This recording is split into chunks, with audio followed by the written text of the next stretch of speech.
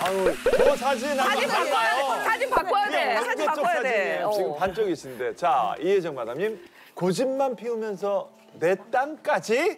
역시. 형님이? 내 땅? 형님이? 이게 무슨 말이에요? 다들 아시잖아요. 저희 남편이 공부도 곧잘 했고 그래도 자기 일도 정확한 사람이고 그래서 저는 뭐 정말 제가 시집을 굉장히 잘 간다고 생각하고 정말 뭐 별거 다 싸들고 시집을 갔잖아요. 시집 갈 때는 그때는 레지던트 했어요. 그러니까 요거 마치면 2년만 지나면 밥벌이 할 거야라는 기대고 의사한테 간다니까 다 부자로 살 거라고 다 그냥 아예 그러더라고요. 그래서 저도 뭐 그런가 보다 하는 생각은 했지만 저희 만날 때부터 저한테 늘 자기는 개업하지 않겠다고 이제 선생하겠다고 얘기를 하는 거예요. 근데 그게 왜 그렇게 멋져 보였겠어요, 그때는. 실제로 멋있어요. 되게 근사해서 아 그래, 네 인생에 내가 함께 할 거야. 멋있다 이렇게 생각을 했어요. 그래서 군대 이제 전문의 땄잖아요. 그러더니 군대를 가는 거예요, 뜬금없이. 그래서 아니 남들은 다 갔다 와서 공부를 해도 할 일인데 왜 그때는 애가 이미 둘인데 끌고 군대를 간다는 거예요. 애 둘 놓고 군대를 가는 거예요? 네, 그러더니 군대 간 첫 달에 월급을 13만 10원을 주더라고요, 저한테. 10원.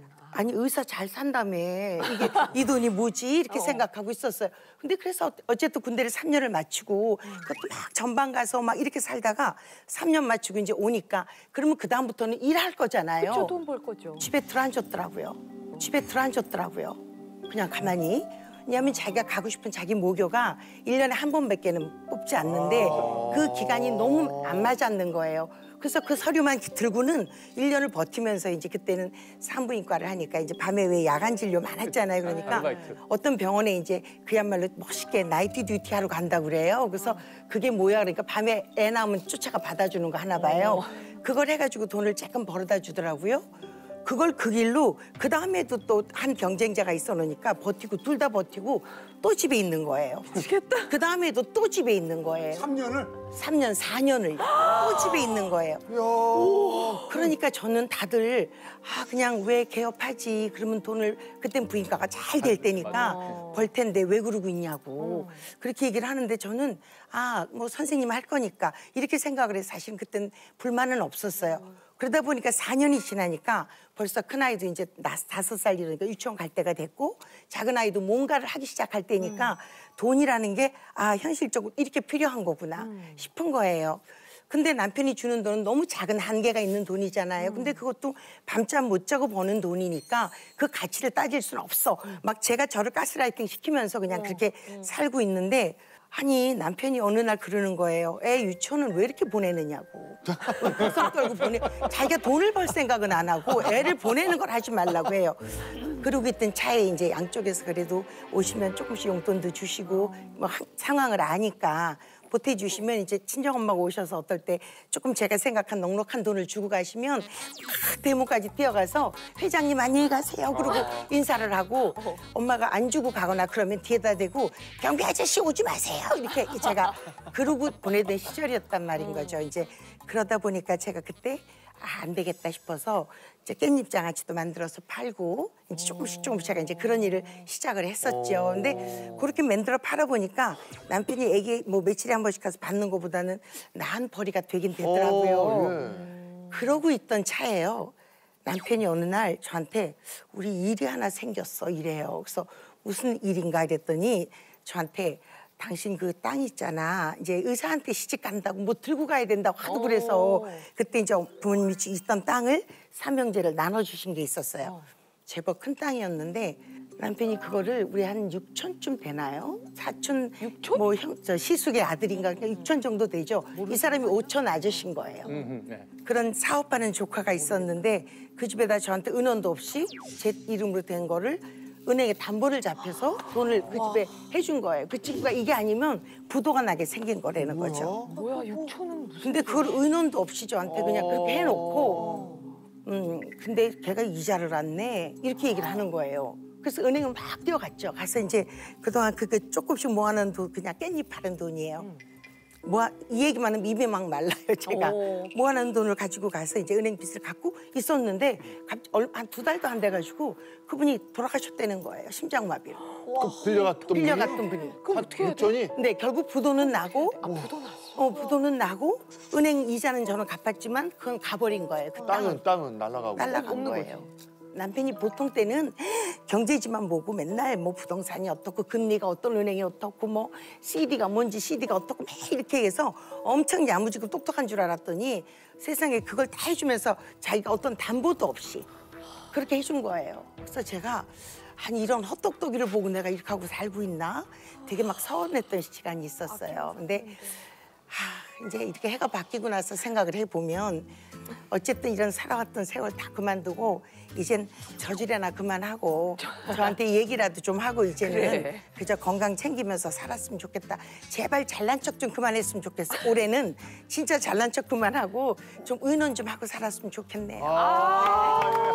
어머 그거 너 그때 얼마나 큰 지금도 큰 돈이겠지만 그 땅이 6천이면 모르는 지금 난 내 6천이 누군지도 모르는데 지금도 그걸 받아야지 제가 이 집에서 나갈 것 같아서 그거 받아야 돼서 이혼 안 하고 버티고 있는 거예요.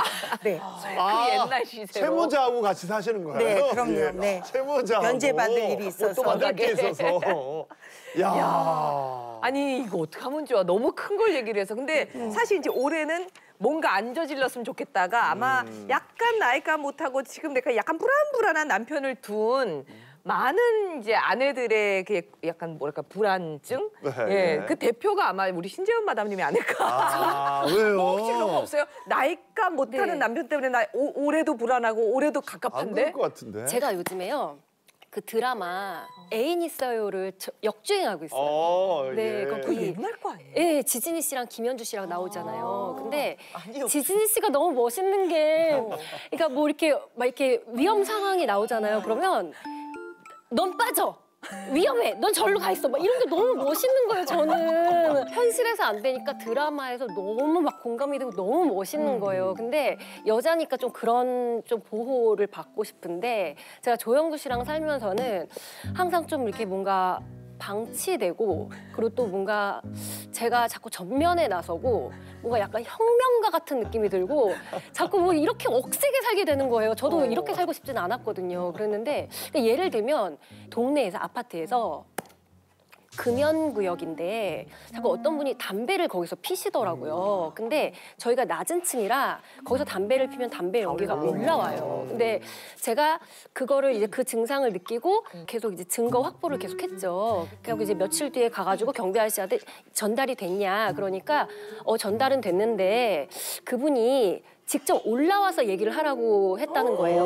무서워 그럼 싸우면 되지 아니 본인이 분명히 잘못한 건데 제가 눈이 돌잖아요. 그러면 그런 얘기를 들리면 처음 보는 이제 잘 모르는 그 남자랑 전면적으로 이제 붙은 거죠. 네, 그래가지고 그러니까 저도 이렇게 그 도는 과정 뭐 이런 것들을 이제 남들한테 이렇게 막 보여주고 싶지 않잖아요. 그쵸. 여자하고 좀 고급스럽고 우아하게 살고 싶잖아요. 근데 이게 그게 안 돼요. 안 되네. 살면서. 안 되네. 네, 그러니까 동네 주민이랑 남자랑 싸고 막 이런 건 아니잖아요. 근데 이렇게 좀 이렇게 우악스럽게 살게 되니까 좀 그런 점 우아하게 살고 싶은데 우악스럽게 살게 되는 살게 되더라고요. 그래서 좀 그런 단 한 점이 번도 아쉽죠. 조영구 씨에게 그러면 네. 그런 위기 보호. 상황에서 같이 싸워달라고. 뭐 빠져 이런 거 한 번도 안 당해보셨어요? 조영구 씨는 뭔가 연예인병이 굉장히 심하게 들어있는 것 아, 같아요. 연예인이잖아, 연예인병이 아니라. 네, 예, 있어요. 그래가지고, 그러니까 굉장히 이제 모든 면에서 이성적으로 판단을 하고, 너랑 그 사람이랑 싸우면 그 언론에는 조영구 부인 신재은 A 씨와 난투극 벌여 이렇게 했거나 그렇게 꼭 뜬다. 조영구가 들어간다는 그 A 거죠, 씨는 이름이. A 씨는 나오지 않는데 너 이름은 나온다. 그게 얼마나 손해냐. 그런 생각을 하고 있기 때문에 어떤 상황에서든 저를 조금 이렇게 이게 굉장히 이성적으로 하는데 그게 오히려 좀 약간 좀 정 떨어지는 좀 면이 좀 있죠. 아 근데 또 나서갖고 막 더 싸우는 것도 너무 문제야. 진짜. 드라마처럼. 드라마를 그런 장르를 보시면 안 되고 어떤 장르 봐야 되나? 저처럼 고치려면. 스위트홈이나 좀비물을 그냥 보시면 쫓아먹히는. 남편은 사람이기 때문에 괜찮아? 감사해요. 감사해, 왜 뭐든지. 나를 해치진 않으니까. 근데 막 드라마를 보면 계속 막 비교가 되는 거죠. 네. 맞아요. 저희 남편 같은 경우도 사실 이제 뭐 나이값을 못한다기보다 나이값을 어리죠. 할 수는 없죠. 어리니까 어. 지금 31세잖아요. 그 소녀는 너무 좀 제가 요즘 살면서 조금 짜증이 나기 시작하는 게 조금. 택배가 제가 시키는 택배는 거의 없어요 요즘. 아이 택배가 딱 오잖아요. 뭐 유모차나 뭐 이런 게 오면 보통의 아버지들은 뜯어서 막 조립을 착착착 해서 딱 세팅해서 애를 빨리 태우고 싶은 게 안 그래. 아닌가? 근데 내도록 그대로 상자가 있는 거예요. 내도록. 그리고는 이 친구가 바빠서 그런가 보면은 밥을 먹고 먹방을 보고 있어요. 그러니까 저는 이해가 안 되는 게 배가 부른데 왜 또 먹방을 보고 앉았는지 모르겠고 근데 정작 중요한 건 본인 택배가 오면 정말 집에서 키우는 강아지처럼 뛰어가서 그거를 뜯는 거야. 그 행복이니까. 네, 그래서 내가 물어봤어. 한 번은 물어봤어. 진짜 진지하게. 나 너무 궁금해서. 근데 너는 왜 내 택배는 안 뜯는 게 맞아. 내 거니까. 근데 자식의 택배를 왜 뜯어보지 않냐 했더니 누군가 뜯어야 되는 그게 난데 했더니 좀 예의가 아닌 것 같다는 생각이 그러니까 내가 너 여전히 특별하구나 이렇게 된 거야. 그러니까 이런 게 좀 약간 느려 터지고 좀 이런 올라왔네. 올라왔네요. 이제 4년 차 되니까 이제 살살 올라오더라고요. 올라왔네요. 네. 우리 마담님, 김정월 마담님은 남편분. 아니 너무 착한 남편을 들은 사람은 여자가 너무 힘들어요. 맞아. 스트레스를 너무 많이 받아. 아까 여기 신재현 씨죠? 이제 남편이 와서 편을 들어줘야 되는데 뭐 자기는 정달한 사람 척하면 여자가 너무 짜증나 정말. 우리 남편 같은 경우에는 나름 남들이 보면 부처님 같은 사람이라고 그래요. 모든 걸 남한테는 1등으로 자전사업가 되는 사람이 밥 누가 산다 그러면은 본인이 가서 밥값 다 내와 버리고. 그게 왜 그래 그러면 내가 사지 마음이 편안하대요.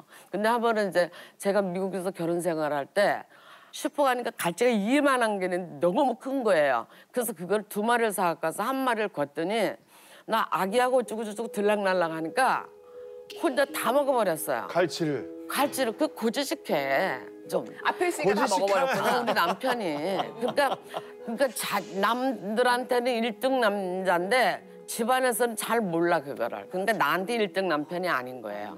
그래서 내가 여보 갈치 어디 갔어 그랬더니 다 먹었어 그러니까 나는 그랬더니 미안해 내가 잊어버렸어. 그리고 혼자 다시 거준대. 나 밥 굶어버렸어요 그래서 내가 그날에. 근데 그게 고쳐졌어요? 안 고쳐지죠 평생. 그렇지, 맞아. 갈치 비싸잖아요. 그걸 사가지고 그래도 이제 맛있게 해주려고 이렇게 한 2토막 해서 놓으면 자기 한 토막 나 한 토막 먹어야 되는데 그냥 당신 이거 갈치야? 그러면 당신 좋으면 먹으는데 시골에서 못 먹어본 거야. 시골에서 못 먹어본 거야. 뭐야? 아니 진짜야. 뭐야? 아니 서울에서 산 지가 얼만데. 내가 갈치를 딱 저기 하얀 접시에다가 이렇게 한 토막을 탁 놨는데 먹는 걸 보면 먹을 줄 아는 사람인지 못 먹는 사람인지 알잖아요. 이게 끝에를 딱 해갖고 뼈를 발라내고 가운데를 먹어야 되는데 젓가락으로 가운데를 이렇게 몇 번 해집다 보니까 이게 흐슬흐슬해져가지고 뼈하고 앞뒤가 섞여가지고 자기는 가운데를 먹었는데 내가 볼 때는 3분의 1도 못 먹은 거야. 그래서 내가 당신 왜 칼치를 이렇게 고급스럽게 이렇게 고급스럽게. 못 먹어봤대. 그러니까 그게 해부를 안 해본 거야. 이거는 아직까지 구독과 좋아요 안 누르셨어요? 지금 당장 눌러주세요.